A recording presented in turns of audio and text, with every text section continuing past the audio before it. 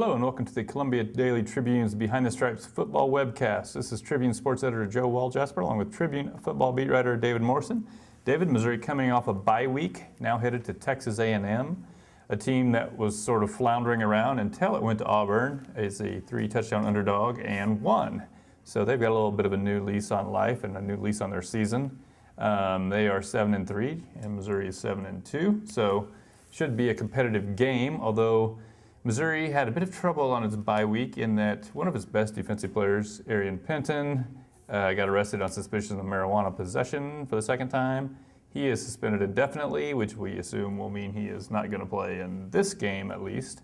Missouri already shorthanded in the defensive backfield because safety Braylon Webb has got to miss the first half because he was called for targeting in the fourth quarter of the Kentucky game. So Missouri, for at least one half, is going to be down 2 starters in the secondary against the team that is the number one pass offense in the SEC. How big of a problem is that for Missouri? Yeah, I think it comes at a terrible time because, like you were saying, that this is the top pass offense in the SEC and one of the top 10 in the country, at least in terms of yards per game. And I think maybe if Missouri was getting Texas A&M the week after the ULM game, they might feel a little bit better about that because Kyle Allen showed some of those kind of first start jitters and didn't have a great game against ULM, but he did have a pretty good game against Auburn. He came back and threw for 280 yards and 4 touchdowns. I think the Penton loss is big because he's a good cover corner and he's really solid out there. But I think John Gibson stepping in, he's experienced. He's been in the rotation all year. He even started 3 games earlier in the season. So that's not a huge drop off, I don't think, from Dennis and Penton to Dennis and Gibson. I think Cortland Browning for Braylon Webb could be a little worrisome on the back end just because Cortland Browning has barely played because Braylon Webb has played so much. He's played, I think, 97% of the team snaps in each of the past 2 seasons. He has 35 straight starts that's going to snap this week. And, I think Texas A&M is going to see that and try to kind of exploit, the kind of center field position that Braylon Webb usually plays and usually plays pretty well, and that can open some things downfield for them and things like that. So even though they get Webb back after halftime, if A&M is able to exploit that in the first half, they could be out to a 2 or 3 score lead if Missouri's not careful. So I think it can be a big factor if A&M tries to exploit it and does so successfully. Yeah, and we're assuming that Kyle Allen will be A&M's quarterback. He is number 1 on the depth chart for them.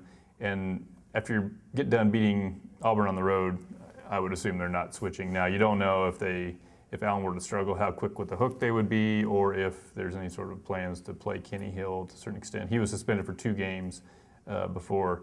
And Allen didn't look too good against ULM, I thought. So, one good game, but, true freshman quarterback can be pretty up and down. So it's not that A&M is unbeatable or anything, but I think where their strengths are is in the wide receiving core, really. They've really got a wide receiver core that sort of reminds me of Missouri's from last year.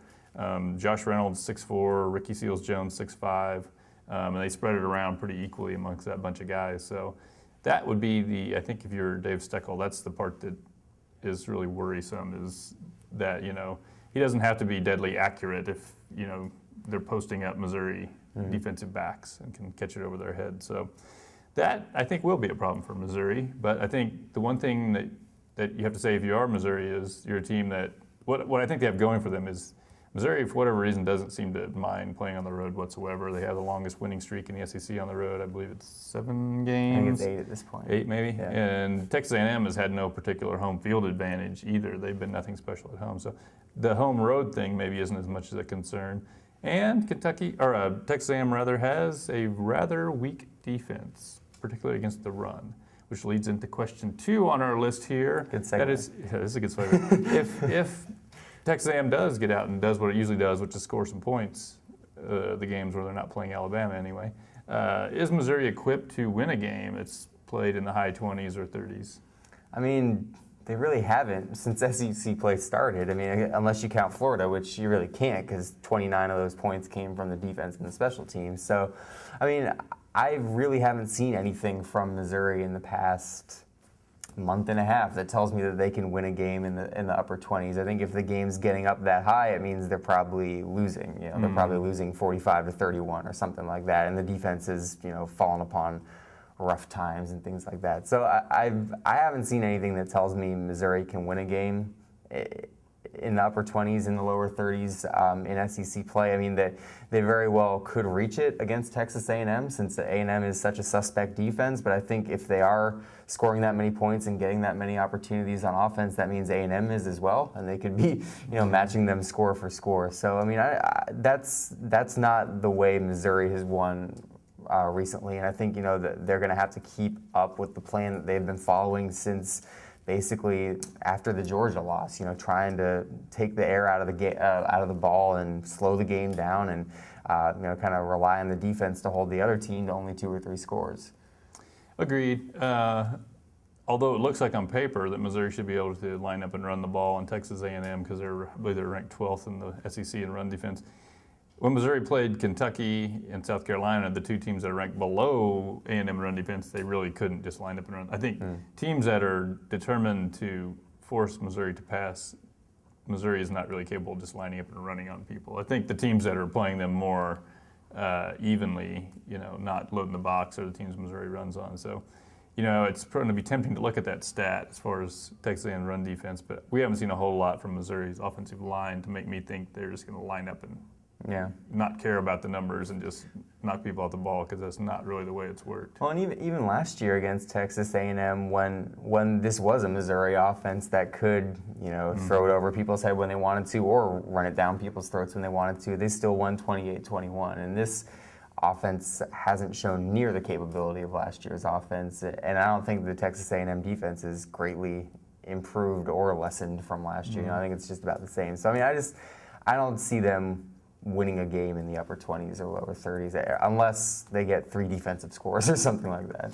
The only other good thing for Missouri, though, is that Darius White is coming back for this game, and if he is indeed healthy, if you can actually have 3 guys in a pass pattern capable of getting open, that's a big deal, because that's something they haven't had in the same game. I don't know, maybe with the Indiana game, that probably. I mean, because White was back against Florida, but he wasn't all there, And, so some of those games only had 1 guy who could get open, and some of those games maybe 2. The bye week maybe helps Jimmy Hunt get a little healthier with his ankle too. So that will make a difference if you have 3 healthy, competent receivers.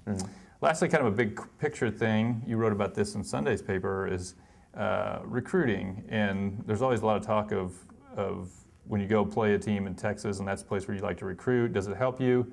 When Missouri moved the SEC, there's a lot of debate. Well, do you continue to recruit in Texas, the place that's been so good to you over the years, or do you try to switch more of it over to the Southeast, where you're going to have more exposure now that you're in the new conference? They have sort of split the difference, I think, and kept a couple coaches in Texas while spreading out to the Southeast. Just your thoughts on how that has worked out for Missouri. I mean, I don't think you can fully forsake Texas. I think, like you said, they've moved more resources into Florida and Georgia, and they're starting to see benefits from that. They're getting a lot of nibbles and a lot of commits and signings from Georgia and Florida where they hadn't in the past, and even Tennessee. I think in my story I said they've had almost as many commits and signees from Nashville, period, than they have from Texas in the past 3 years, which would be bonkers to say that in 2004 or 2005. But I think it's just not a winning strategy to totally forsake Texas. I mean, it's just such a huge state that the schools that recruit there can't possibly find every single talented player, So I think you've got to have people there to work the ground and to be able to find some of those hidden gems like Michael Sam or like Denario Alexander or like Sean Weatherspoon, people like that.